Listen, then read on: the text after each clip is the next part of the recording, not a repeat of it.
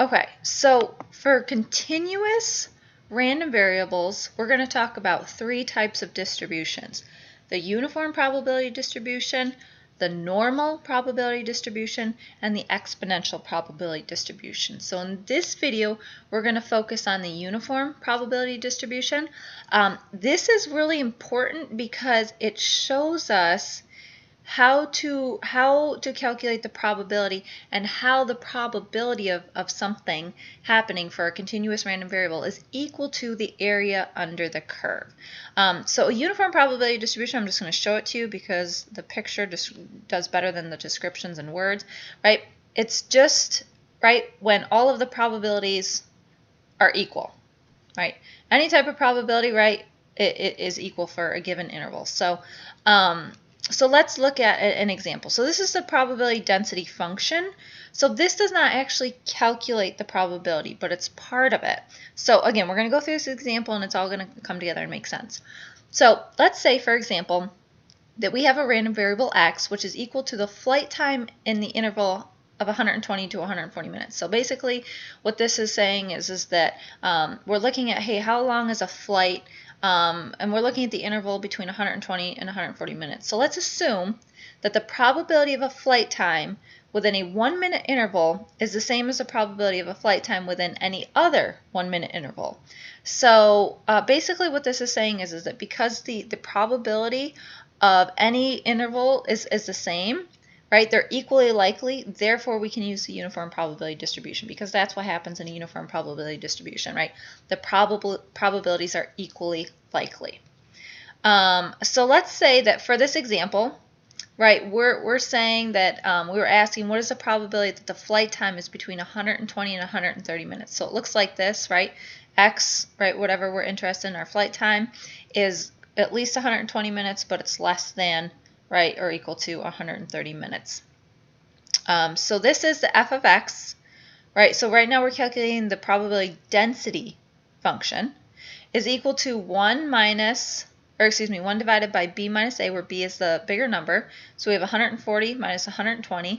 Now you might be wondering, well, Kristen, why aren't you doing 120 and 130? Well, because we're calculating the density function for the entire interval, not the one that we're interested in, but the entire interval that we're looking at. And the one that we're looking at is this interval here, right? What we're interested in, our random variable x, the flight time between 120 and 140 minutes. So, right, if we divide by 1 divided by 20, right, it's 0.05. Again, this is not the probability. We're not saying that the probability here of this, the flight time being between 120 and 130 minutes is 0.05. No, this is the probability density function. Kristen, what is that? Let's plot it. So this is our the flight time in minutes, right, between 120 and 140 minutes. That's what we're interested in overall, right? The probability density function shows up here on this axis, right? 1 over 20. That's the value we calculated. So basically what this does is it helps us put together our uniform probability distribution. So you notice it's flat. Basically what this is saying is that the probabilities are all the same. So what we're interested in, though, remember, is the probability that the flight time is between 120 and 130 minutes. So that's here, 120 to 130 minutes. So, okay, let's just think about this conceptually. Forget everything I've just talked about, and I say that, hey, if you know the area under the curve is equal to the probability, right, what is the probability of something? What's the area of this section here, 120 to 130? Well, you can look at it and say, well, gee, 120 to 130 and then 130 to 140, those are each equal in length, right? They're each 10 minutes, 10 units long, and then, you know, they're the same height. So this area here, right, it's only making up half of the rectangle, half, right? So the area, this is half of the area of the entire distribution, or the entire rectangle. So then therefore, if area is equal to probability, the probability is going to be 0.5, right? So does that make sense? So what is the probability, right? Probability is equal to the area under the curve. What's the area, right? We got, well, I'm telling you right now that this is half.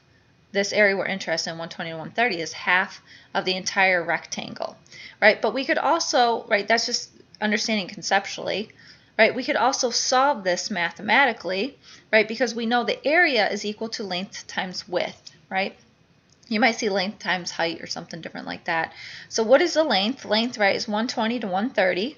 So we already know that this length is 10 units long, so that's our length. So 10 times by, what's the width? You might see height, right, is 1 over 20, right? And that's that, remember, that's the probability density function that we calculated earlier.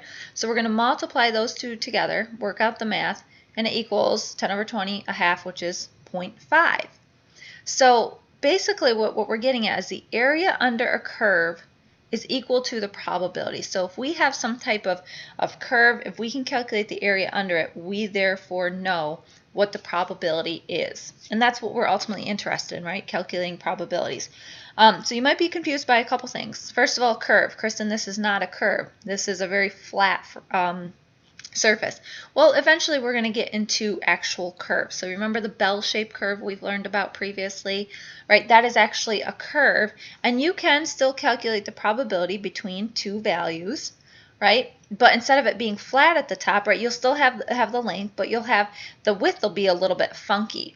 And so if you remember from calculus taking that, you can still estimate the area, right, of a curve. You just divide it up into small as possible rectangles, and the smaller that you get, the more accurate of an estimate that you'll get. So you don't have to worry about calculus. We're going to use Excel to calculate probabilities, but that's the idea, is that you can still calculate the area under a curve, right? The density functions and those things are going to be a little bit different, but it's still the same principle. So the uniform probability distribution is great because conceptually it shows that the area, right, under the curve, or the area of a given, right, of this rectangle, for example, is equal to the probability. So that's what this is really important for showing. It also has some uses. Sometimes you do have a uniform probability. You say that the certain probabilities of events happening are equally likely, which is definitely possible as well. So let's just look at this one last idea: is what is the probability that the flight time is between 120 and 140 minutes? Right, well that is, right, 120 and 140 minutes, right, that, if you look at it, well, that's the entire rectangle. The rectangle area is going to be 1, right? So if we do 140 minus 120, that's 20, times by 1 divided by 20, that's 20 over 20, which is equal to 1. And that should make sense conceptually too, because the total area under the graph of the f of x is equal to 1, right? And that should make sense because, right, the total probability, remember, what does it have to sum to? 1. So this property is true for all continuous probability distributions and is equal to the condition that the sum of the probabilities must equal 1 for discrete probability functions. So remember when we were summing for discrete probabilities, remember they always had to sum to 1. Well, it's the same idea with continuous probabilities as well. The area under the curve is always equal to 1. And that will be useful later when we're solving for probability. Sometimes we can subtract a value from 1 to figure out what another probability is.